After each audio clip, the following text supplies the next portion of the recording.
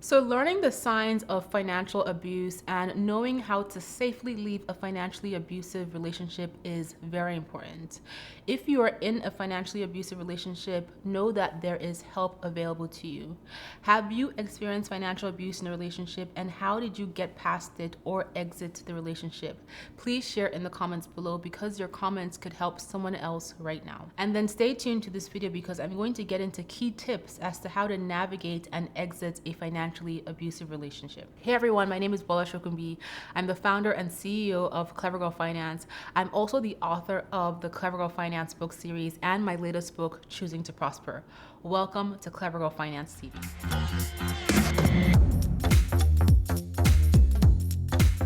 So in today's video, I'm going to go over key actions you can take, key actions you can leverage if you find yourself in a financially abusive relationship.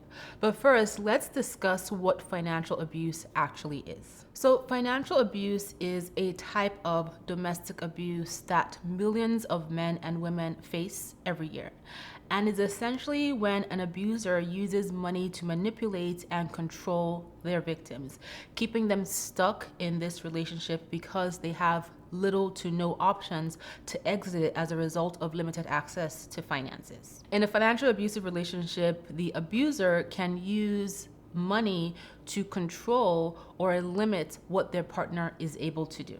So, knowing the signs of financial abuse can be very helpful, especially if you're trying to determine if you're in a financial abusive relationship and if you're trying to determine what next steps to take. And there are two major signs. Number one is limiting the victim's access to money or their ability to make money. And number two is sabotaging the victim's life, their financial life, and financial well being. And I'm going to break down each of these two signs in more detail. So, number one, restricting access to funds or assets, limiting the victim's ability to access money or make money. And this is a very common way in which financial abusers control their partners because they're limiting their ability to access their funds, right? And this could look like the abuser decides when the victim gets any money, the victim is forced to hand over any cash they earn into an account controlled by the abuser.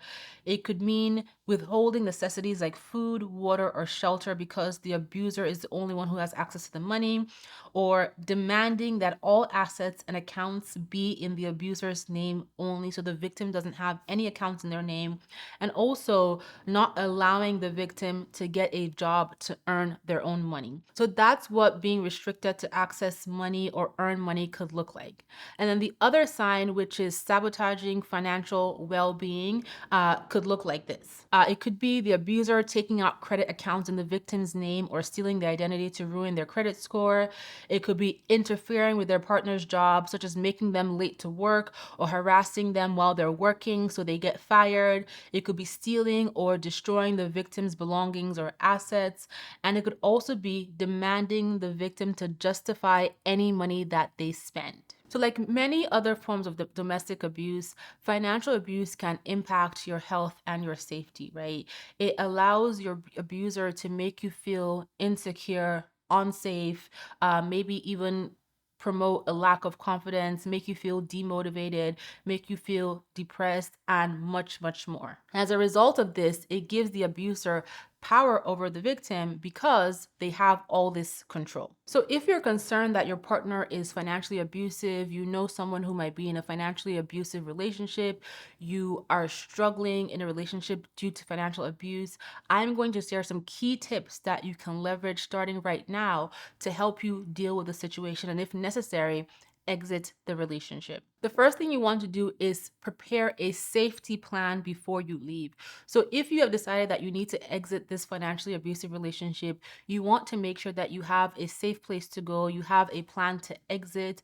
And if you are in the position where your partner has threatened you with physical abuse, there are also resources to help you. You can get in touch with the National Domestic Violence Hotline at 800-799-7233. 833 to help you create that safety plan.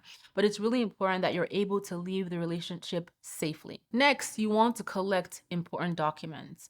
And these documents could be things like birth certificates, social security cards, driver's license, any insurance documentation, other types of policies, passports, medical records, and etc.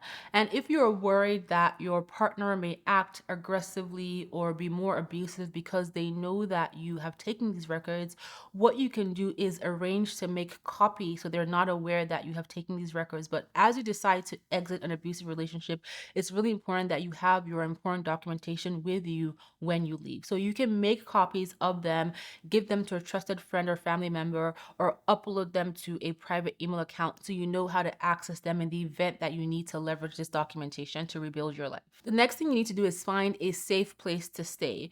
So one of the issues with financial abuse victims is that because of the financial abuse, they have limited money, and a lot of times their credit has been ruined or destroyed to the point where they're unable to secure housing for themselves. And so it's really important that you are able to find safe housing.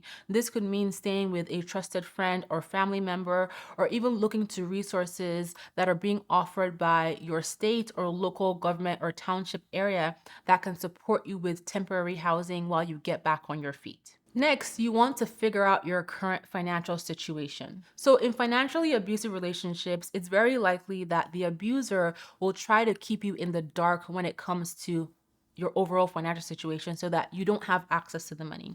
But what you want to do is pull a copy of your credit report. You can get that at annualcreditreport.com. Get a copy of your credit report, see if they have applied for credit in your name, see what your credit looks like, right?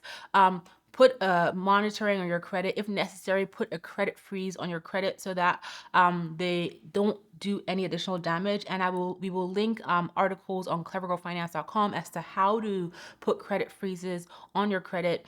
If you have a joint account, you can actually go to the bank, the physical bank branch, or call and ask them what your account balances are, and if necessary, transfer money out. It's important that if again you feel threatened by violence or additional abuse by your partner, that you do this with discretion, right? So they don't catch on to what you're trying to do to secure your situation and exit that relationship safely. Next, you want to save up cash. So this is the money you're going to take with you if you decide that you are leaving this relationship, or if you decide that you want to have your own separate stash of cash when you need it, right? It's very important that if you're in a financially abusive relationship, that you keep this savings to yourself, because it is very, very common that once the abuser identifies that you are saving money, they will take it away from you or try to limit your access to it. So do this discreetly, right? You do not have to tell them that you are saving. Open up the bank account quietly, have a savings box that you keep in a safe place or with a trusted friend or family member. And you also want to be mindful of raising alarms with them when you try to take out money to save. So some ideas to save without them being aware is getting cash back at the grocery store, right? That's one. You can also work odd jobs that pay in cash, for example, pet sitting and babysitting. And if you are downsizing items that you own but no longer need to bring money in, you can ask that you get paid in cash for those transactions, right? So, but make sure that you meet the person in a public location and that you are safe exchanging your item for the cash. So these are ways to work around being able to save money without the abuser being aware of your plan. Also, consignment shops and pawn shops are also options when it comes to selling goods for cash. If you're finding this video helpful, I would love for you to hit the like button, subscribe to this channel, tell all your best girlfriends about Clever Girl Finance, and stop by our website, clevergirlfinance.com. We have a ton of great resources to help you get your finances together, to help you get back on your feet if you need to. We have over 30 plus completely free courses, over 40 plus completely free worksheets, and we have a podcast called the Clever Girls Know podcast that I would love for you to tune into. to. Okay, let's get back to the video. Next, you want to open personal accounts and change passwords. So as you make your plans to exit an abusive relationship, it's a good idea to open accounts, but in your name only. If you're concerned about your abuser and being aware of these accounts, you can have your bank statements delivered online or to a trusted friend or family member. And then for any existing accounts that you own that you may be worried they have access to, change your passwords, change your PINs, change your security questions. Next, improve your financial literacy, right?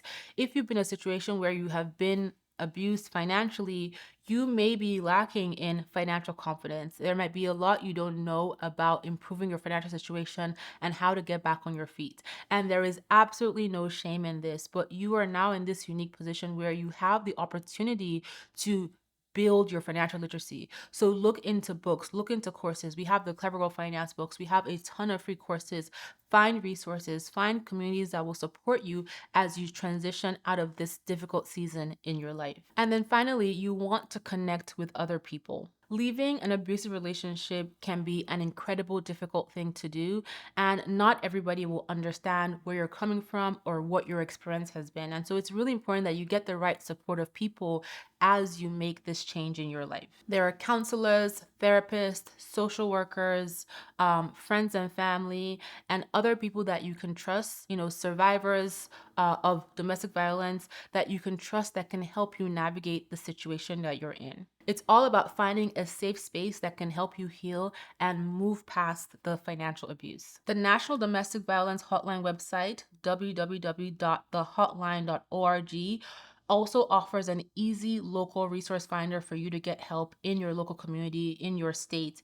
And so all you have to do is simply select your state and city and what resources you need. So if you are currently in a financial abusive relationship or you know someone who is in a financial abusive relationship, I encourage you to leverage the tips that I have shared in this video to start creating a plan for your financial well-being. It could be taking control of the situation or choosing to exit the relationship as a whole, but you want to make sure that you prioritize your well-being. I hope you have found this video helpful. Please don't forget to hit the like button, subscribe to this channel, tell all your best girlfriends about Clever Girl Finance, and stop by our website, clevergirlfinance.com. We have a ton of resources. Our blog gets updated every single day. We have over 30 plus completely free courses. You can follow us on Instagram at Clever Girl Finance, and be sure to check out the Clever Girls Know podcast everywhere you listen to your podcast episodes. Thank you for tuning in, and I will talk to you next time.